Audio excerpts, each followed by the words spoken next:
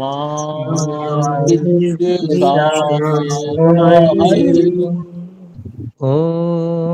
शांति शांति शांति। ओम शांति शांति शांति।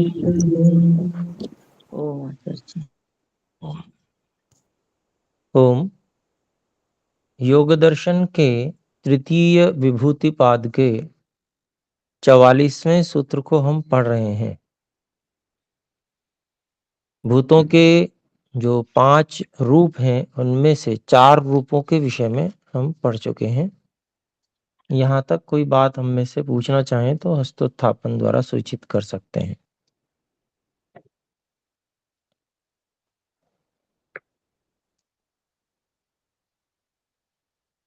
जी तो ठीक है, हम आगे बढ़ते हैं।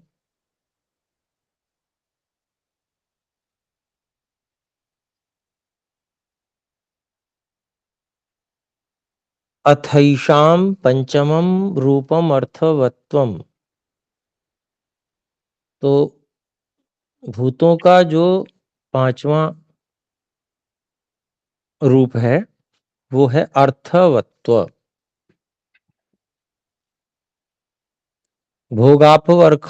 भोगापवर्गार्थता गुणेष्वेवान्वयिनी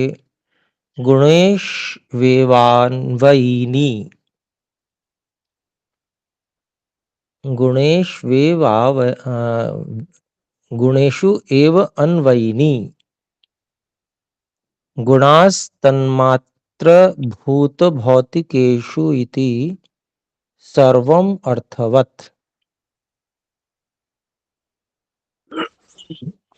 तो कहते हैं कि ये जो भूत जिनकी बात कर रहे हैं हम, जो स्थूल भूत थे, पृथ्वी जल अग्नि वायु आकाश, इनका जो 5वां रूप है वो अर्थवत्वम, प्रयोजन वाला होना है।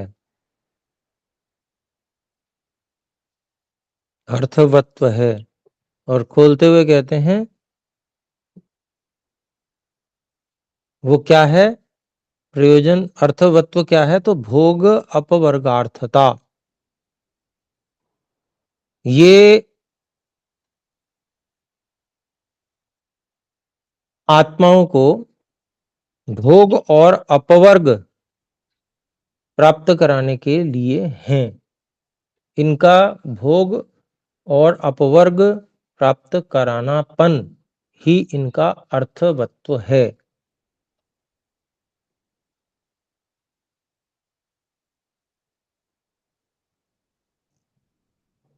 और यह जो अर्थवत्व है वह गुणेषु एव अन्वयिनी,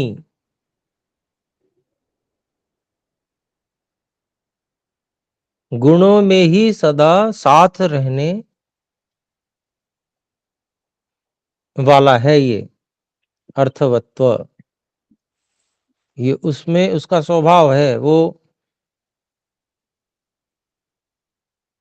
भोग और अपवर्ग कराना उसका एक स्वभाव है। जो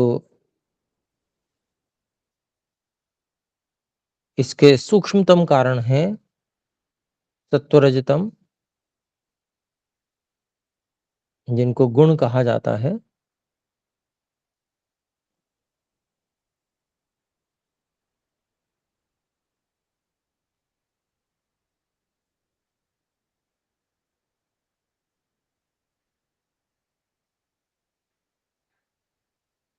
यहाँ हम वैसे गुण शब्द का अर्थ वो सत्वरजतम न करके उसके जो सामान्य गुण हैं उनकी बात करते हैं यहाँ पर।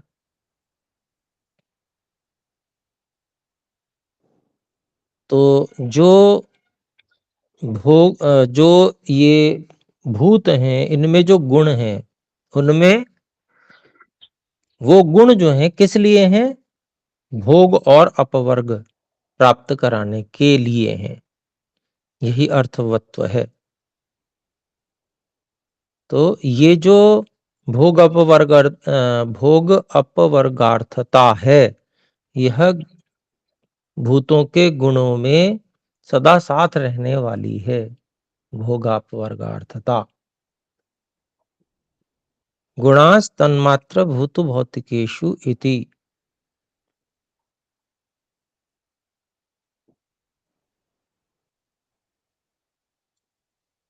तो ये जो गुण हैं, दोनों तरह से भी ले सकते हैं गुण, सत्व रजतम, या जो इनमें क्षमताएं हैं, सत्व रजत नहीं, भूत भौतिकों में या तन्मात्रा जो सूक्ष्म है,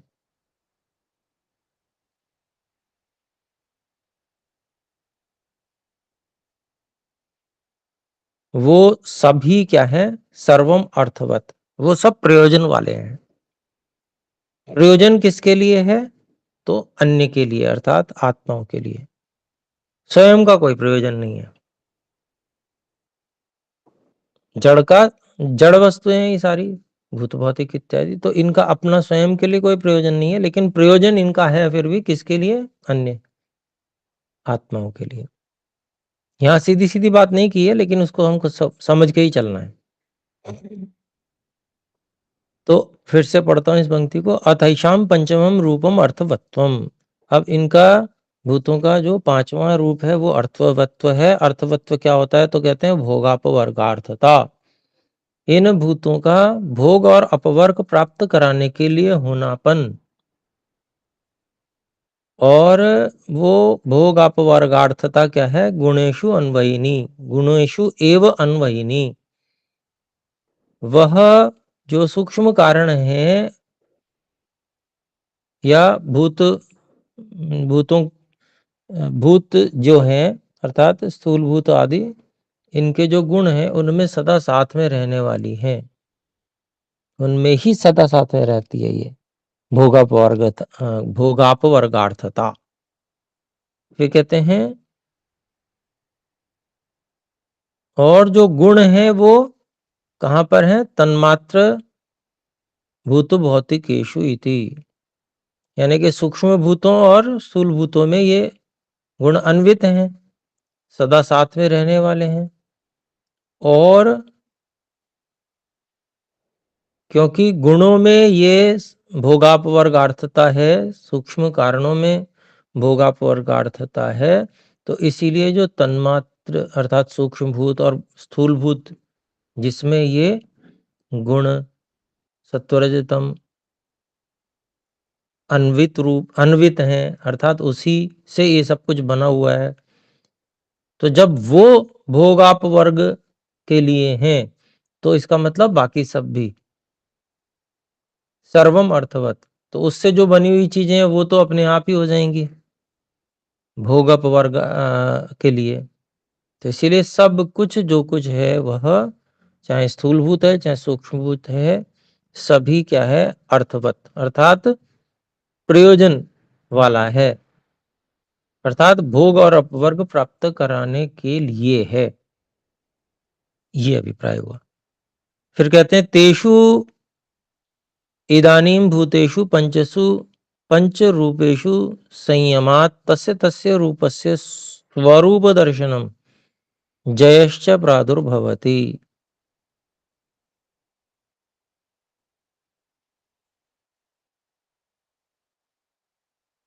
तेषु इदानीं भूतेषु, उन भूतों में, भूत दो प्रकार के हैं, सूक्ष्म भूत और स्थूल भूत।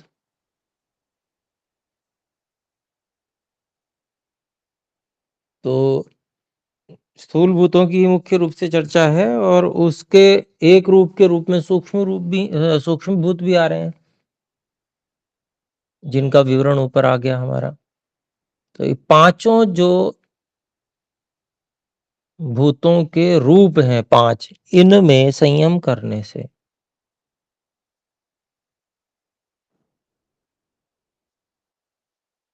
पंचसु भूतेषु, तेषु पंचसु भूतेषु पंचरूपेषु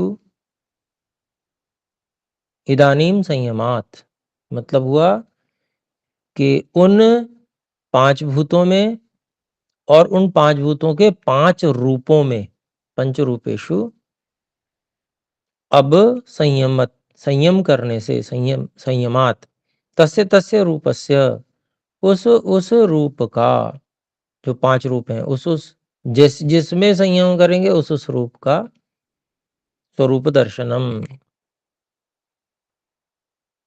उसके बारे में समझ में आएगा, उसका स्वरूप समझ में आएगा, स्वरूप पता चलेगा। जयश्च प्रादुर्भवति, और उन पर विजय भी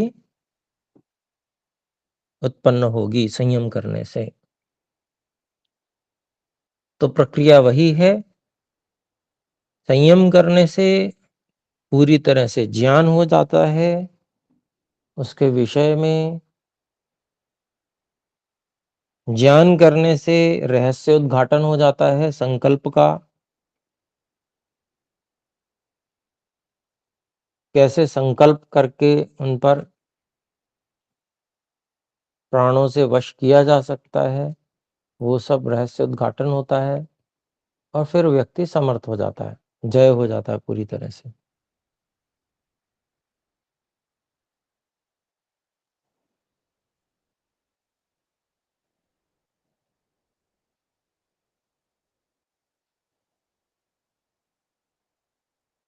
अच्छा, ये जो हम लोग इस प्रकार से संयम करते हैं, तो हम लोग एक देशी हैं। तो जहाँ संयम करेंगे, जिस पर एकाग्रता करेंगे, वहां पर जय होगा। लेकिन जो सर्वव्यापक परमात्मा है, उसका सर्वत्र जय पहले से ही है।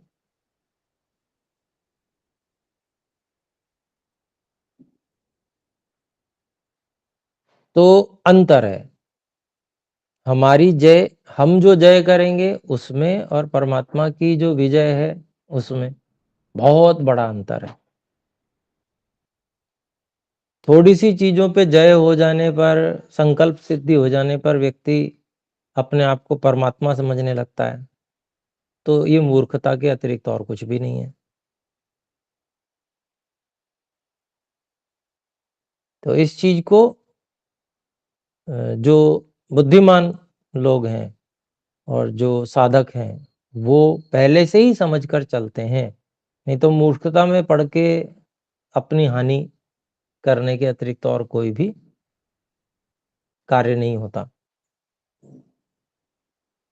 आगे बात करते हैं, तत्र पंचभूत स्वरूपाणि जित्वा भूतजयी भवति। तो इस विषय में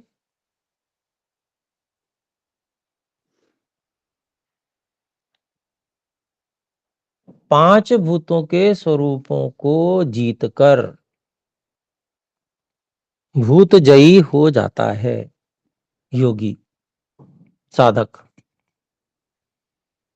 फिर आगे कहते हैं, तज्जयाद वत्सानुसारिण्य इव गावो अस्य संकल्पानुविधायिन्यो भूत प्रकृतयो भवन्ति। तो ऐसे भूतों पे जय हो जाने से, तज्जयात वत्स अनुसारिण्य इव, जैसे बछड़े के पीछे पीछे चलती है गाव,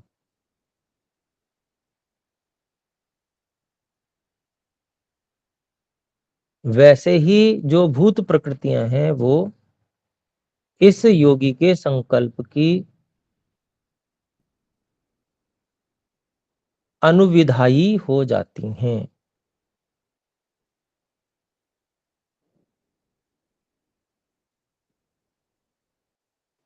तो यहां संकल्प सिद्धि के विषय को उद्घाटित किया महर्षि व्यास जी ने,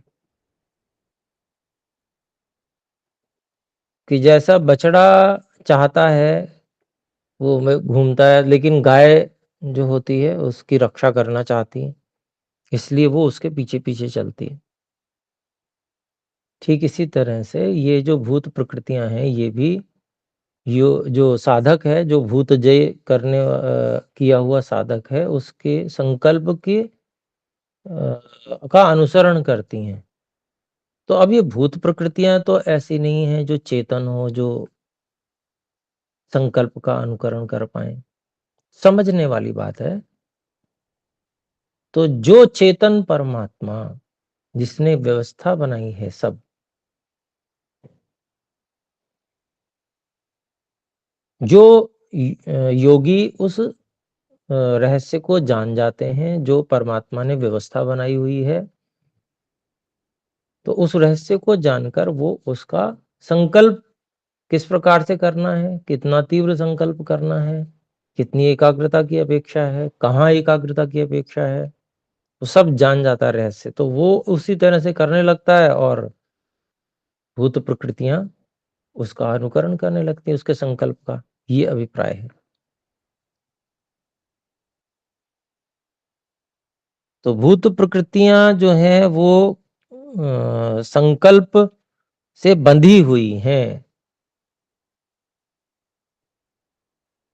ये व्यवस्था है प्राण की संसार में,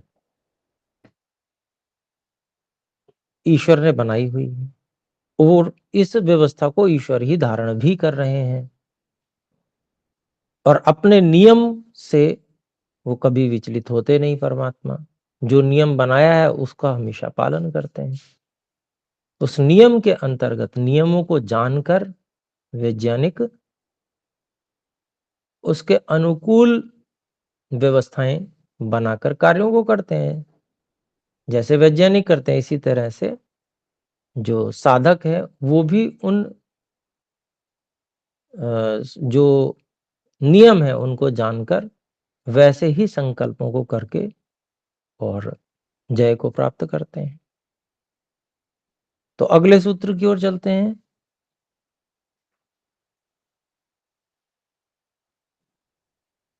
बहुत ही महत्वपूर्ण बात इस सूत्र में बताई गई है। जो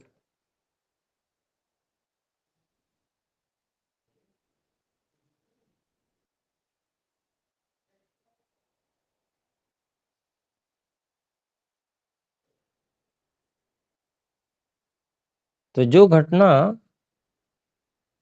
घट सकती है, जो कोई व्यक्ति कर सकता है,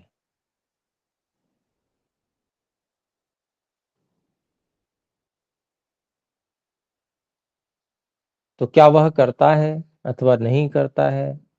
भूत जय तो हो गया, कर सकता है वो, लेकिन वो परिवर्तन करता है अथवा नहीं करता है, ये सब यहाँ पर भी बताया जाएगा इस सूत्र में।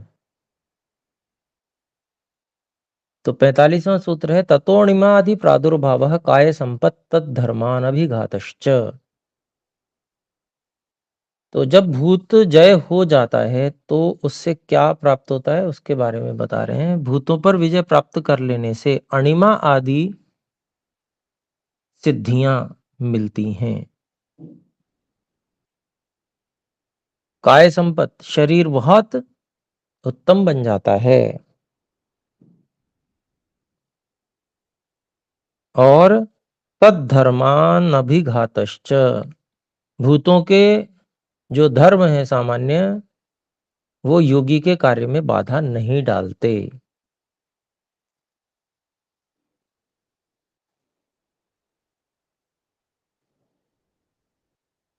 तो इसमें व्यास भाष्य में देखते हैं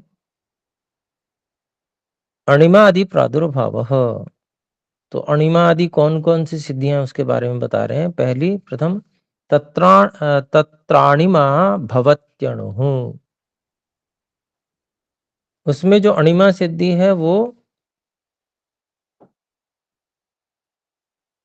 उसके अंतर्गत भवति अणु, छोटा हो जाता है।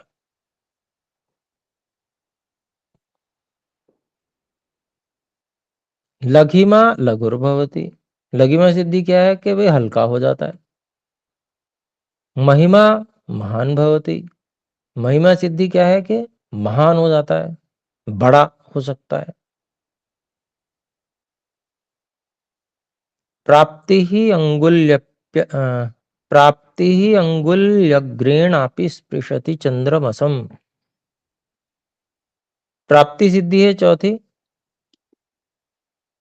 अंगुली के अग्रभाग से चंद्रमा को भी छू लेता है।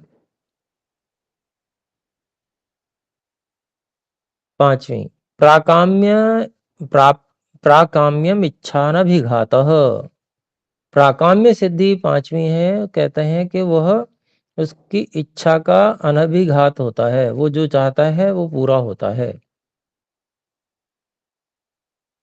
फिर आगे कहते हैं 5वीं सिद्धि के अंतर्गत ही उदाहरण दिया,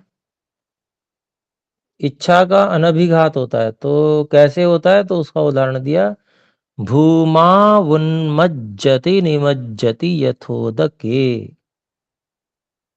तो भूमौ उन्मज्जति निमज्जति यथा उदके, भूमि में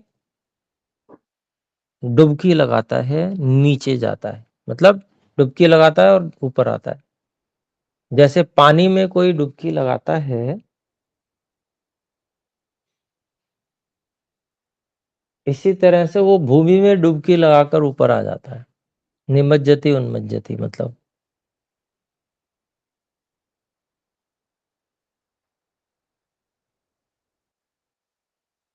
फिर छठी बात, वशित्वम, वशित्व सिद्धि है। भूत भौतिकेषु वशी भवति। अवश्य भवत भूत भौतिकेषु वशी भवत्यवश्यश्चान्येषाम्।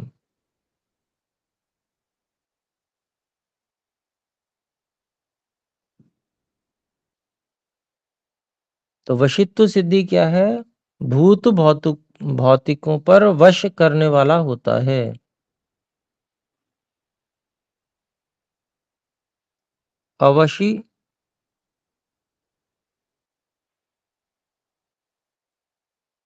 अवश्यः च अन्येषाम्।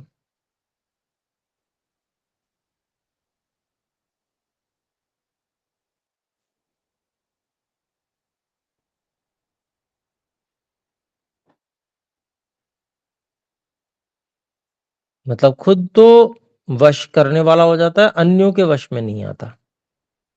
अवश्यः च अन्येषाम्, और दूसरे लोगों के वश में वो नहीं आता। वशित्वों का मतलब भूत भौतिक जितने भी हैं उन पर तो वो अधिकार कर लेता है, उनको अपने वश में कर लेता है, लेकिन अवश्यः च अन्येषाम्, अन्यों के वश में वो नहीं आता, जो साधक योगी है। फिर 7वीं सिद्धि बताते हैं, ईशितृत्वम तेषां प्रभवाप्यव्यूहानामीष्टे। ईशितृत्व सिद्धि बता रहे हैं कि उन भूत भौतिकों के उत्पत्ति, प्रभव कहते हैं उत्पत्ति को, अपि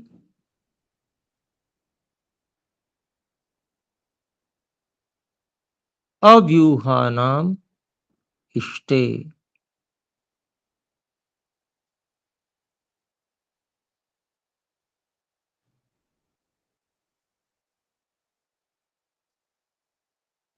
इसमें एक य और है, तो प्रभव अप्यय व्यूहानाम, अपि नहीं है, वो अप्यय है, एक और यकार है। तो प्रभवाप्यय व्यूहानाम इष्टे,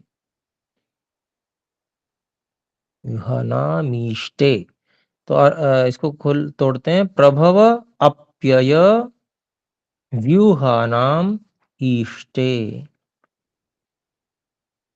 तो कहते हैं उत्पत्ति उन तेषाम, उन भूत भौतिकों के, प्रभव उत्पत्ति, अप्यय नाश, और व्यूहा नाम, और स्थिति रचना को करने वाला हो जाता है अपनी इच्छा के अनुसार। फिर 8वीं, यत्र कामावसायित्वम सत्य संकल्पता यथा संकल्पस्तथा भूत प्रकृति नाम अवस्थानम। तो 8वीं सिद्धि है, अष्ट सिद्धियां होती है ना, तो 8 सिद्धियां हैं ये। 8वीं सिद्धि है यत्र कामावसायित्वम,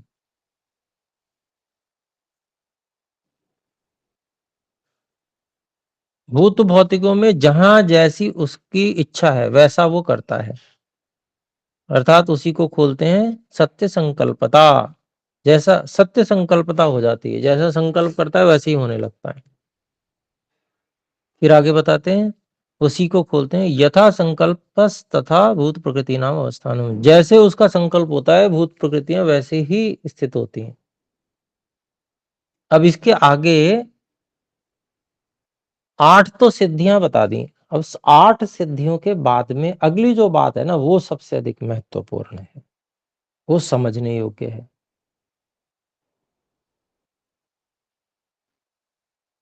अगर वो बात समझ ली तो ना तो आश्चर्य होगा और ना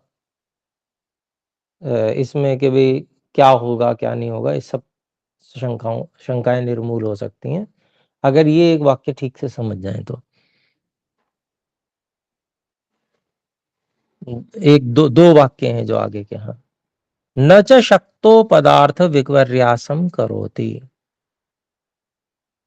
शक्तोपि मतलब उसमें सामर्थ्य है, लेकिन पदार्थ विपर्यासम न करोति।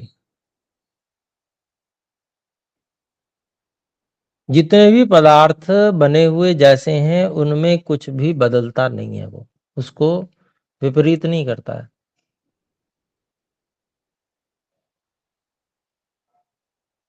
अर्थात अपने संकल्प का दुरुपयोग नहीं करता है। सत्य संकल्पता आ जाती है उसके पास, लेकिन वो दुरुपयोग नहीं करता, ये मतलब है। शक्तोपि च पदार्थ विपर्यासम न करोति, मतलब कर सकता है पर वो किसी भी पदार्थ को विपरीत नहीं करता है। अकस्मात प्रश्न पूछा, फिर क्यों नहीं करता है? वह जब कर सकता है तो करना चाहिए, तो क्यों नहीं करता है? तो कहते हैं अन्यस्य यत्र कामावसायिनः पूर्व सिद्धस्य तथा भूतेषु संकल्पादिति। तो इसका अन्वय कर लेते हैं, यत्र कामावसायिनः पूर्व सिद्धस्य अन्यस्य ईश्वरस्य, ईश्वरस्य हमने वो कर ली, अध्यार कर लिया, पूर्व सिद्धस्य अन्यस्य ईश्वरस्य तथा भूतेषु संकल्पादिति। कहते हैं कि यत्र कामावसायिनः, भाई उसको ये सिद्धि प्राप्त हो गई है यत्र कामावसायी तो वाली, लेकिन यत्र कामावसायी और भी तो है। कौन? परमात्मा। पूर्व से जो सिद्ध है, उससे पहले से जिसको ये सिद्धि प्राप्त है, और वो सर्वव्यापक भी है। तो यत्र कामावसायी परमात्मा, जिसको पहले से ही सिद्धि प्राप्त है, अन्य उसी को अन्य कहा है, ऐसे परमात्मा की तथा भूतेषु संकल्पादिति, उन भूतों में, उन भूत प्रकृतियों में उस प्रकार के संकल्प के होने के कारण से। कहते हैं कि परमात्मा का उसमें पहले से वैसा संकल्प है, इसीलिए तो ये सब कुछ ऐसा है। इस संसार, ये लकड़ी लकड़ी क्यों है? क्योंकि परमात्मा का इसमें ऐसे होने का संकल्प है, इसलिए ये लकड़ी है। ये लोहा क्यों है? लोहा लोहा इसलिए है क्योंकि परमात्मा का इसमें ऐसा होने के लिए संकल्प है। ऐसा ही अपने को सर्वत्र समझना चाहिए। ये वायु वायु क्यों है? ये प्राण प्राण क्यों है?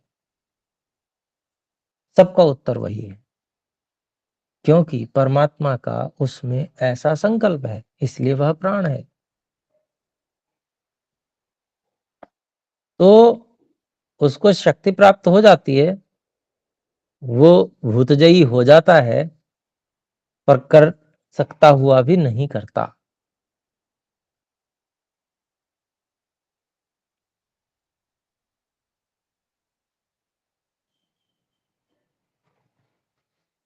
आगे कहते हैं एतान्यष्टावैश्वर्याणि, ये जो है 8 ऐश्वर्य हैं जो योगी को प्राप्त होते हैं।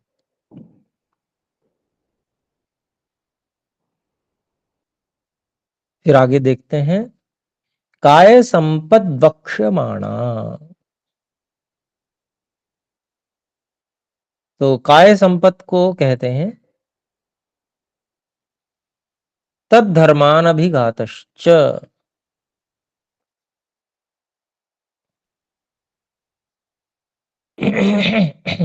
काय संपत को जो है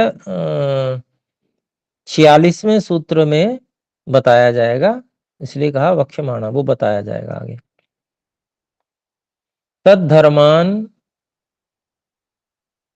तद्धर्म अनभिघातश्च पृथ्वी मूर्त्या न निरुणद्धि योगिनः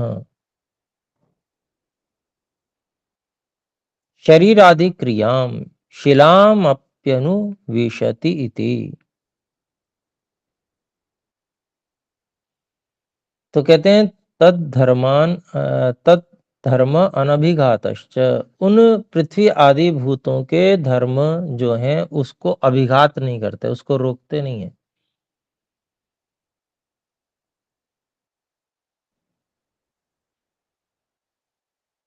अब पृथ्वी मूर्तिया, पृथ्वी क्या है, ठोस है, न निरुणद्धि, उसको रोकती नहीं है। कैसे? योगिनः शरीर आदि क्रिया, शरीर योगी की शरीर आदि क्रिया को रोकती नहीं है। उसी को और स्पष्ट करने के लिए कहते हैं शिलाम अपि अनुविशति इति, चट्टान के अंदर भी वो प्रवेश कर जाता है। बाकी सबको रोकेंगे ये भूतों के धर्म, लेकिन योगी को नहीं रोकेंगे, ये यहाँ पर बताया गया। फिर कहते हैं नापह स्निग्धा क्लेदयन्ति, जल जो है वो स्निग्ध है लेकिन गीला नहीं करते हैं। बाकी सबको गीला करेंगे, भिगो देंगे, इसको नहीं भिगोएंगे। कहते हैं नाग्निरुष्णो दहति, अग्नि बहुत गर्म है पर इसको जलाती नहीं है। न वायु प्रणामी वहति, वायु में बहा ले जाने का स्वभाव है, ले जाने का स्वभाव है, पर इसको नहीं उड़ाती। अनावरणात्मके अप्यावकाशे भवत्यावृतकायः,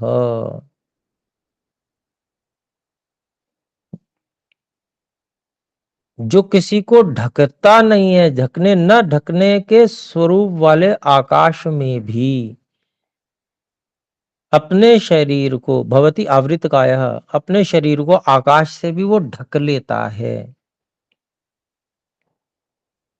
सिद्धानाम अप्यदृश्यो भवति, और अन्य सिद्ध लोगों में भी वो अदृश्य हो जाता है। तो ये जो है कुछ इस प्रकार की सिद्धियां बताई हैं कि देखिए दो बात हुई, एक तो भूत जय हो गया। भूत जय होने पर क्या हुआ कि अच्छा समय बहुत अधिक हो गया, इसको विषय ऐसा है कि पता नहीं चला समय का, क्षमा करें। तो अभी विराम करते हैं, कोई इसमें ज़्यादा विशेष नहीं है, इसको समझना ही है।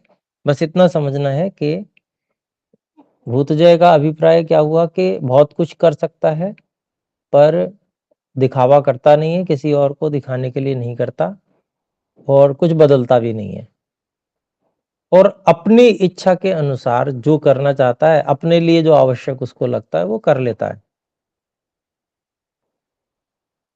ये अभिप्राय है। तो आइए एक बार ओम का उच्चारण करके विराम करें। ओम।